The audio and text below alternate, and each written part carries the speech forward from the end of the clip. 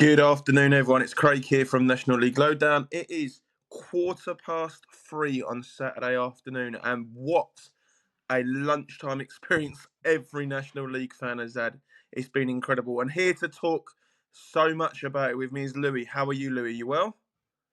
Yeah, I'm good, thanks, Craig. My adrenaline, my goosebumps, and everything has gradually come down, thankfully. But yeah, what a game, what a moment, absolutely ridiculous. Yes, on a day where, of course, we've seen the National League North, and the National League South champions all crowned. Today's podcast is just going to focus on the National League's one today, but we're going to cover everything else with Dan and Mark as well tomorrow. So, Louis, I'll throw over to you first. Let's talk about that game. Rochdale won, York won. Yeah, I mean, obviously from the perspective of it was the game of the season, everyone wanted it, everyone got it, and it started off as a bit of a chess match. First half was, albeit an entertaining one, finished obviously 0-0 at half time. Few chances between either sides. I reckon Rochdale were probably the more comfortable of the two sides, had more of the ball, but ended up, well, it felt like they had more of the ball, but you looked at the stats at half time and York ended up having more of the ball. They obviously had that disallowed goal early on where Harrison Mayo had two hands on the ball. I think it's definitely a foul in that sense. I think the only chance was Pearce had a good chance just after they'd hit the transition where Ebanks Langdell got really good blocking. But yeah, a very, very tense first half. I don't know whether you saw the first half in the same way. Yeah, I'd say that that's the best way to describe the first half. I think in the chat I described it as a chess match. They were both trying to work each other out. They knew how much at stake. It wasn't a boring 0-0 by any stage, but you could just see that the defences were winning on, and it was just a little bit cagey at times. But it was still an absolute enthralling watch. You couldn't take your eyes off it, even though there was only, as you said, one, maybe two half chances in that first half. It did feel like at any moment this game could kick into gear. Little did we know it would take 95 minutes for that to really happen. But yeah, I thought it was a really close game. Two sides that were fantastic, and yeah, the first half it probably one people the people we probably need to give a lot of credit to is the officials. Obviously, we'll come on to one of the linesmen later on for probably the biggest call in National League history. But I thought he tried to let the game flow. He wasn't keen to get his cards out. There was a couple of maybe little bit niggly, naughty ones early on, and he was like, "No, it's a foul. Get on with it. Nothing more." I thought he officiated the game really, really well, which helped it. I think if we'd have got in some of them fouls in the first 20 minutes, could have easily got yellow carded, and then you got players walking a tightrope in that game, and then it maybe sways on a referee's decision. So the fact that he kept his cards in, I thought, really kind of allowed the game to be what it was. And yeah, second half it did come a little bit more alive though, especially towards the end, didn't it, Lou? Yeah, I mean, there's definitely more to it. I think York came out of the blocks a bit better than they'd started. Stones obviously had a very good chance early on from the right hand side of the penalty area, which was well saved by Watmoff. But then I think the second chance that he has about 10 minutes later, I mean, I'm surprised he didn't take it. He went through one on one, and it is a good save by Watmoff. But I think Stones is trying to double guess what Watmoff is trying to do, and he tries to put it at the near post when he probably could go to the far post and take it on there. So yeah, I just thought at that moment that York going to actually rue these chances. Just before that, we obviously talked about the referee. There was the elbow from Rodney that we probably should point out. It's a bit of a nasty one from him. I think he knows where Kitchen is. He's obviously not off the ground. He's not jumping. And on another day, and I think they mentioned it on commentary as well, if that had been a VAR challenge, they probably would have said it was a red card and violent conduct. So I think Rodney got away with one in that sense, and then obviously got hitched off not long after that for the triple substitution. Um, yeah, and then I think York had another chance. Stones had a shot blocked by Evans Langdell, and it was a great save by Watmup on the deflection around about 10 minutes before the end of the game. And then just the absolute bedlam at the end. I mean, the closer the game got towards the end, we were all saying in the group chat, when are Rochdale going to sort of throw the kitchen sink? Because it didn't feel like it was coming at one point. They didn't seem as forward in that sense, and I don't think it got until the 90th minute where they really threw men forward and boxed York in. York obviously dropped deeper as they would because they knew a point would win it for them. And then they obviously hit the crossbar from the corner. I think it was Howe that had the header onto the bar and took it out of Mail's hand technically, and you thought, was that their chance? But obviously not. I mean, I've not written any notes down for this section of the game because I think I was just completely overawed by it. But I mean, I have to point out Henderson's footwork and cross is absolutely outstanding for that ball in for Disarure. The way he gets past the York player with a quick sort of 1-2 on either side of his foot and the outside of the foot cross for the main man himself to come in at the back post with a bullet header. And yet those scenes, you just think that that was the moment, but obviously it wasn't because, as you say, 2 minutes later, 3 minutes later, in game time, of course, we obviously had the stoppage in play because of the fans running on the pitch. Stones has his moment of redemption for him. I thought he had his head in his hands for the next 2 weeks because of the chances he'd missed, but yeah, he had his moment, and yeah, was it over the line? Was it over the line? I think it was just over the line. Um, but yeah, it's just absolutely unbelievable scenes that you could not write anywhere else in football, and it only ever happens in the National League. What an incredible moment for York, and what a deflating moment for Rochdale in that point of view. Yeah, where do they go from here? I don't know, but you could see after the game the emotion that was pouring out of the York City players. I think Maynard was in tears at one point. It's just you just didn't see it happening. It looked like they were gone for. But football's football. The National League is National League, and this is what happened. Yeah, so I'll just touch on the second half as well, from my opinion. I was starting to see comments on social media. Obviously, I was watching the game, scrolling through social media as you do, and people were saying this isn't a good advert for National League football because, like I said, there wasn't any clear-cut chances for probably 70, 75 minutes. Stones had the one where he should have done better. He also squared the one across to Gray, who didn't make quite the contact he needed to. And again, Watmuff again made 3 or 4 good saves. I wouldn't class any of them as being great. Probably the deflected one was the highest of them all. But from the angle, I'm debating whether it was actually going to go in or maybe hit the outside of the post. But of course, he didn't know that. But yeah, those who were saying it wasn't a good advert for the National League was soon eating very humble pie. As you said, though, I was a little bit disappointed with Rochdale at times between the 80th and 90th minute. They weren't going for it as much as I thought they should. But obviously, then I was made to potentially eat my words on that one because they had one chance, and the 2 players that I'd featured in my prediction pod combined, I said if they've got a chance in a late magic, it will come from either Henderson or Manny D, and it turned out it was both, and you really thought that was it. And the how long it took, I don't know if that was playing with Rochdale minds, how long it took to get all the people off the pitch, and I think there was a lost shirt for Manny D in there as well, and maybe that gave York a little bit of time to settle and know what they got to do. Maynard said in his post match that when they were all coming over to the bench in that little gap, they were saying, "Boys, there's one more chance. There's one more chance." He said that wasn't him, that wasn't his coaching staff, that was the players. So they still had belief, and of course, the player who's probably got the biggest redemption arc at York, he was bought for big money. We can never lie about that, and hasn't had the best to start. Struggled in the latter stages of last season. Couldn't get in the team under Hinchelwood. I remember being on the gantry at Braintree, and there's a fan from York. I'd use the word loosely there, who was absolutely screaming at Stones at the end, telling him to get out of his club and he's a waste of space. And that was obviously quite early in the Maynard's spell, and he's then got the best out of the two of them two together. Pearce playing obviously a little bit deeper alongside Banks, probably almost 2 10s behind Stones, and I think it's fitting for him to be the man that stepped up and scored the goal. Did it cross the line? Every clip that I've seen from the best angle tells me yes, the player who blocked it was probably 2 or 3 yards back off the line. The assistant referee was perfectly up with play. We spoke about the officials there, and I think they had a very, very good game. Obviously, we spoke about the Rodney one. They missed that, but it didn't have an impact on the game eventually because York got the victory, and it's hard to obviously catch some of them loose elbows and all that kind of stuff. But I thought, considering how many times I've been on here this season and criticised referees, I thought they managed the occasion excellently, and ultimately got the biggest decision in probably the National League history right in the dying stages. So got to give them a massive amount of credit for that. York deserved winners of the league. There's absolutely no doubt about that. But what impressed me as much as their performances throughout the season and the celebrations at the end is kind of the humility of the players at the end. Stones, Hunt, and Maynard all sung Rochdale's praises and basically said, "We want them to come up with us. We want them. They deserve to come up. We have been fantastic this year and they have kept up with us." So to think of Rochdale in their moments as well is a credit to them, and they should go up. It should be 3 up, and this game again has highlighted that. So yeah, a really, really exciting game, and I can't wait for the playoffs now. I'd love to know how Rochdale are going to react. How do you think they're going to react, Louis? I said it to you off air just before. I think if you were to ask me at 0-0, and it had finished 0-0, I'd have said Rochdale probably, I would have put them as the favourites for the playoffs because I think a 0-0 mentally they probably think maybe they just didn't do enough or they didn't get that one chance and they could have gone into the playoffs thinking, do you know what, we've held a really good side like York to 0-0. We've managed the pressure quite well.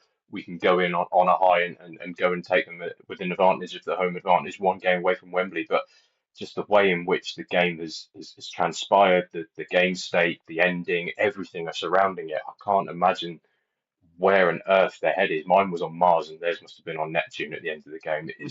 It was ridiculous. And McNulty, to be fair to him, he's a very good motivator, I think, and he is a very, very good manager. But I mean, he must be just deflated as anything at the moment. I think if they have a couple of days off, they've obviously got the week break because the semi-finals aren't till next Sunday. Yeah, they're obviously a very, very good side. But I mean, if they don't go up, I think the EFL have blood on their hands in that sense because it would be an absolute travesty if they don't go up, considering the points return that they've got. But we'll have to see. Home advantage could be key. But I mean, it's Scunthorpe or Southend, and I think if Southend get through, given the form that Southend are on, I do think Southend will do quite well on the playoffs. We'll obviously come to them in a different podcast, but yeah, I don't know about you if you feel the same way. Yeah, I think you summed it up really well. I think if they'd have lost in 90 minutes, 1-0, 2-0, whatever, or as you said, drawn, but it's the circumstances of how it's happened. It's such a psychological blow. It's not going to be easy to dust yourself down and go again. I did see a couple of players, maybe those that weren't quite involved as much, trying to go around and pick some of the others up and say, look, we've still got something to fight for here. This isn't over. We still have a very good chance to go up. And in terms of footballing sides, they are the second best team in this league. There's no doubt about that. They're in there with a chance. They're one home game away from being at Wembley. It's just what can that psychological can't get me words. That psychological damage could be huge to them. The fact that they were so close and they were literally seconds, not even minutes away from being in the EFL, and now they've got to dust themselves off, go again for a whole week of training, don't touch training Sunday. I wouldn't analyse this game if I was them Monday because it's going to bring back so many more scars as well. Just try and go again Monday, maybe even Tuesday, with a fresh start. Like Yeah, dust yourself down, go again. But that is going to be so difficult. It's going to rely on the likes of Ethan Ebanks Landau, who's been there, done it. Manny D, the experienced pros in there to get everyone together and just say, look, we've worked so hard this season. Yes, that was probably the hardest thing any of us have ever gone through in football, but we can still go up. We've got to still believe. But yeah, Scunthorpe or Southend, whichever team it is, obviously Scunthorpe have the home advantage. It's not going to be easy, and they'll be looking to start fast against Rochdale because that crowd as well will be nervous as well. They have the scars as much as anyone from today, so they will be very very nervous. So if Scunthorpe or Southend can score early, I really do fear for Rochdale. But let's see which team gets there against them first, and Southend will be looking up to what, a fourth trip up there if it happens. So yeah, it'll be an God, interesting one that nonetheless. pitfall. I think the only thing that I would say is in Rochdale's favour is they've built up this past week for essentially a cup final, which is what next weekend is. So mentally, they've had that kind of big cup game. And I know it's massively deflating and psychologically it's damaging, but when you look at the likes of Scunthorpe and Southend today, they've had dead rubber games. I can't remember, did Scunthorpe drop points today? I think it was. Scunthorpe lost to Eastleigh. Yeah, and then obviously Southend beat Wealdstone, but they're dead rubber games. They haven't had the same intensity. They haven't had the same kind of man management of the game because they probably just let it go through as gone through the motions. And I think that's the only thing that's in Rochdale's favour is that they've been in a title race. They've been in a game that has had so much on it that they know what big game mentality is like going into next weekend and then potentially the final the week after. So that's the only sort of glimmer of hope I can give to Rochdale, apart from the fact they are an outstanding side and do deserve to go up because of the points total that they've done. But yeah, I mean, especially if Southend get through, you think last year Southend did them 4-3 in the elimination as well. Is that going to linger on the minds of the players that were there last year? Yeah, it's a horrible position to be in. But I definitely would swap it for my team, and I'm sure you would as well. Absolutely, we lost 5-1 to Tamworth Day, and what a way for us to bow out. But we'll look at the other games, of course, tomorrow in the pod with Dan and Mark, who will get to have their say on this game as well. You won't want to hear me and Louis talk about it again, but we'll give them time to talk about it. Louis, before we leave, York League 2, what are your thoughts? York League One in 2 years? Yeah, I can't see any way that York don't finish top seven, potentially top three in League Two. I think the way in which the league is done because of the promotion places, I think there'll be their budget in the National League dwarfs all the teams in the National League probably, and it will probably dwarf most of the teams in League Two. They've got players in there. I think Josh Stones will be outstanding at that level. I think he'll have benefited massively from this season. If they'd have gone up the season before, I think maybe they might have had a few hiccups if they'd have been in League Two this year. But I think the extra year in the National League, and they obviously brought in the likes of Boateng and Banks, who've got huge experience in the EFL, have been there before, have obviously won the National League in terms of Banks is with Chesterfield. So yeah, I can't see a world in which York next season don't finish in the top seven or automatic promotion. I think they'll strengthen again. But I mean, they've got so much quality in that side. They've got so much strength and depth. And you look at the likes of Fagan Walcott and, as I mentioned, Stones. They're players that will thrive playing at another level. And I do think the National League overall is a stronger league than League Two. So I think they'll find it easier. And they'll have had the games this season where they've had to play against a low block and sit deep, which might be the same next year. So yeah, I think they'll do absolutely outstanding next year. And I think they'll be in League One in a couple of years, maybe 2 seasons' time.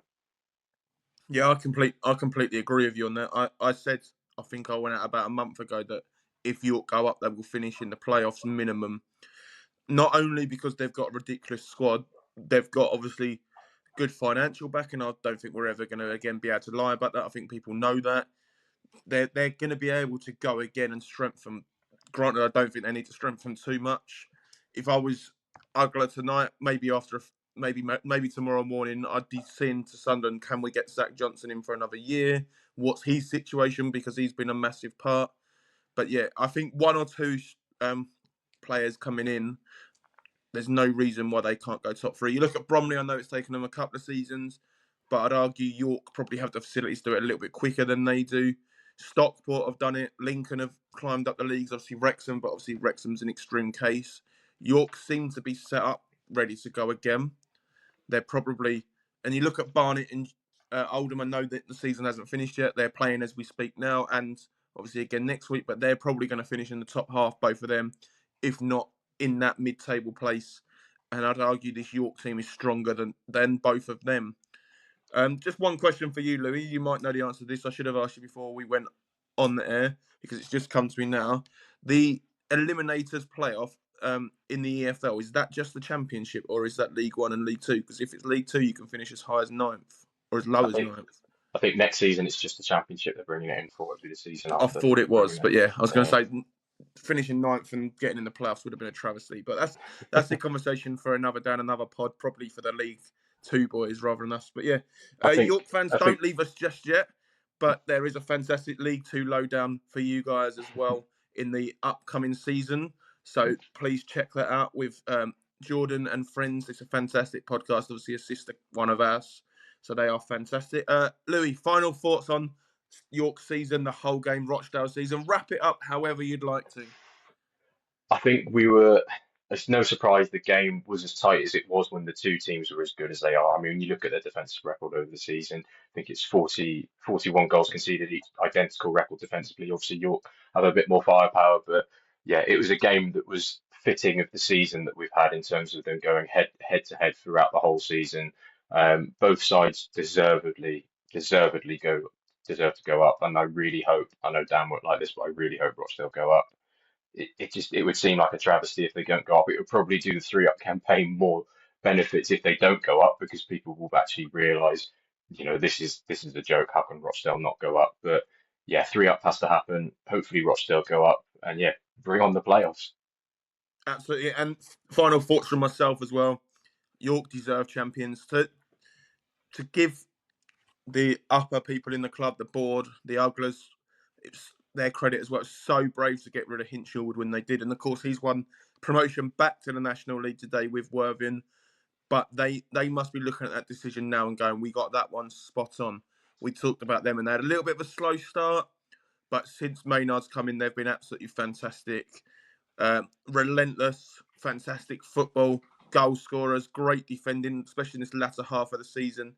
Worthy champions, and yeah, bring on League Two for them because honestly, as we said, we think they will fly.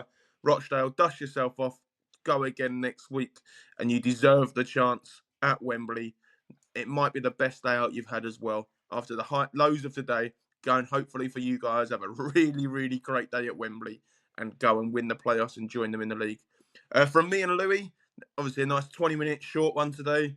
Okay, we'll be back tomorrow with Dan and Mark to discuss all of the National League's final day, the National League South, the National League North titles as well. So please tune in for that one as well.